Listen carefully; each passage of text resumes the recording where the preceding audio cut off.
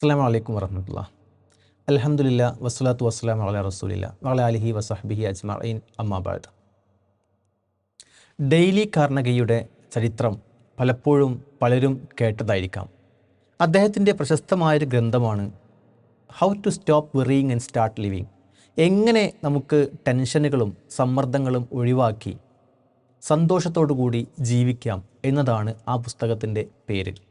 ആ പുസ്തകം how to stop worrying and start living എന്ന ഗ്രന്ഥം പല ഭാഷകളിലേക്കും വിവർത്തനം ചെയ്തു. ചൂടപ്പം പോലെ വിറ്റഴിഞ്ഞു.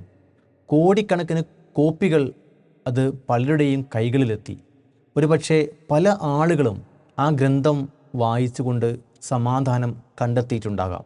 പക്ഷേ നമ്മളിവിടെ ശ്രദ്ധിക്കുന്ന പ്രധാനപ്പെട്ട വസ്തുത, ഈ ഗ്രന്ഥം രചിച്ച ആ വ്യക്തി അവസാനം അദ്ദേഹത്തിൻ്റെ ജീവിതത്തിൻ്റെ അവസാനം ആത്മഹത്യയിൽ അഭയം തേടുന്നതാണ് നമ്മൾ കാണുന്നത്. അദ്ദേഹം ആത്മഹത്യ ചെയ്തതായി പറയപ്പെടുന്നു. ഇതേപോലെ പലരും, ഏണസ്റ്റ് ഹെമിംഗ്വേ പോലെയുള്ള ആളുകൾ ഒരു വിമാനാപകടത്തിൽ നിന്ന് വളരെ യാദൃച്ഛികമായി അത്ഭുതകരമായി രക്ഷപ്പെട്ടപ്പോൾ ആ രക്ഷപ്പെട്ടതിന് ദൈവത്തോട് നന്ദി പറഞ്ഞ ആ വ്യക്തി തന്നെ കുറച്ച് കാലങ്ങൾക്ക് ശേഷം വീണ്ടും ആത്മഹത്യയിൽ അഭയം തേടുന്നു.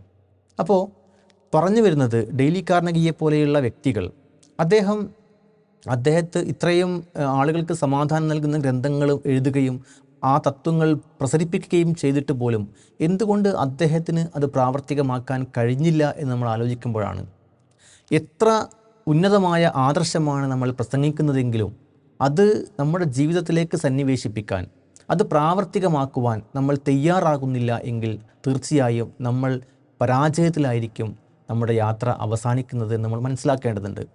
ഒരു വിശ്വാസിയെ സംബന്ധിച്ചിടത്തോളം അവൻ പലപ്പോഴും ഇസ്ലാമിനെക്കുറിച്ച് പഠിക്കുന്നവനാണ്, മനസ്സിലാക്കുന്നവനാണ്, അത് പലപ്പോഴും പ്രസംഗിക്കുന്നവനാണ്, അത് പ്രബോധനം ചെയ്യുന്നവരാണ്.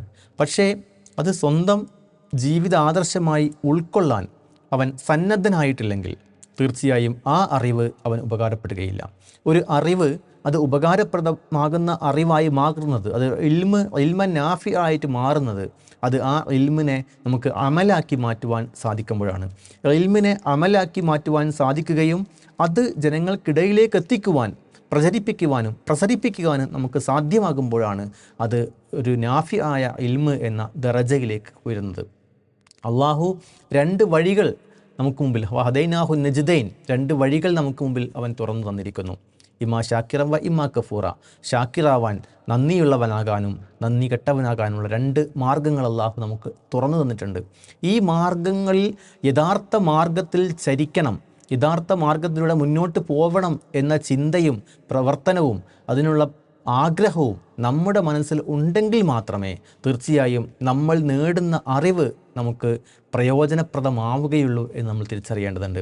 അതുകൊണ്ട് തന്നെ നമ്മൾ നേടുന്ന അറിവിനെക്കുറിച്ച് അള്ളാഹു തീർച്ചയായും ചോദ്യം ചെയ്യപ്പെടുന്നതാണ്. അറിവിനെക്കുറിച്ച്, ആ അറിവ് ഉപയോഗിച്ചുകൊണ്ട് എന്ത് പ്രവർത്തിച്ചു എന്ന് തീർച്ചയായും പരലോകത്ത് ചോദ്യം ചെയ്യപ്പെടുന്നതാണ്. ആ ഒരു ബോധത്തോടു കൂടി ലഭ്യമാകുന്ന അറിവിനെ ഉപകാരപ്രദമായ അറിവാക്കി മാറ്റാൻ, ഇൽമിനെ അമലാക്കി മാറ്റുവാൻ, ആ അമല് സ്വയം ഉൾക്കൊണ്ടുകൊണ്ട് പ്രവർത്തന പദത്തിലേക്ക് എത്തിക്കുവാൻ നമ്മൾ പരിശ്രമിക്കേണ്ടതുണ്ട്. അള്ളാഹു നമുക്കതിന് തൗഫീഖ് നൽകി അനുഗ്രഹിക്കുമാറാവട്ടെ.